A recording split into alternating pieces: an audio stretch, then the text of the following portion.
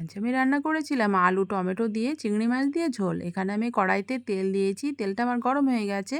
এবার আমি দিলাম গলদা চিংড়িগুলো দিয়ে দিয়েছি। দিয়েছি স্বাদ মতো নুন আর একটু হলুদ।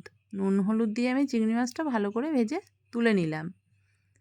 এবার আমি সেই কড়াইতেই দিয়ে দেবো চিংড়ি মাছের যে পাগুলো ছিল সেগুলো দিয়ে একটু নেড়েচেড়ে নিয়ে আমি তুলে নেব।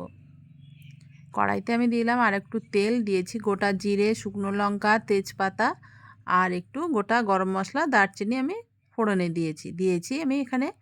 এখানে আমার আর একটা পেঁয়াজ আমি কুচিয়ে রেখেছিলাম, সেই পেঁয়াজটা দিয়ে আমি নেড়েচেড়ে নিলাম। এবার আমি আর একটা পেঁয়াজ আর টমেটো পেস্ট করে রেখেছিলাম সেটাও দিলাম, দিয়ে একটু নেড়েচেড়ে নেবো কাঁচা গন্ধটা চলে গেলে মশলা।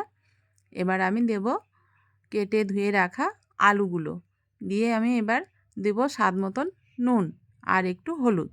নুন আর হলুদ দেবো, আর এবার দেবো আমি একটু আদা বাটা। এবার এবার আমি একটু ভালো করে কষে নেব। আদার কাঁচা গন্ধটা চলে গেলে এবার আমি দিয়ে দেবো কেটে রাখা টমেটোটাও আমি দিয়ে দিয়েছি।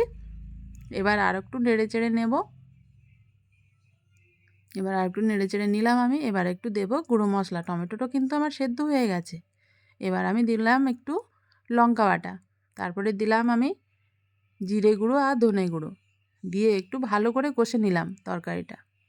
খুব সুন্দর করে কষে নিতে হবে, আর তরকারি যত সুন্দর করে কষা হবে তরকারি খেতে কিন্তু তত দারুণই হবে। তরকারিটা আমার কষা হয়ে গেছে, এবার আমি দিলাম জল।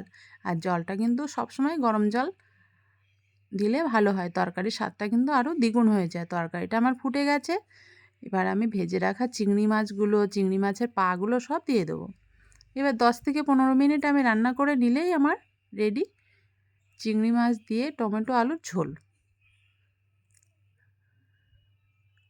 তোমরা কিন্তু এরকমভাবে একবার ট্রাই করো। আমার কিন্তু তরকারিটা হয়ে গেছে, দেখতে কিন্তু খুব সুন্দর হয়েছে, খেতেও কিন্তু খুব দারুণ হয়েছে।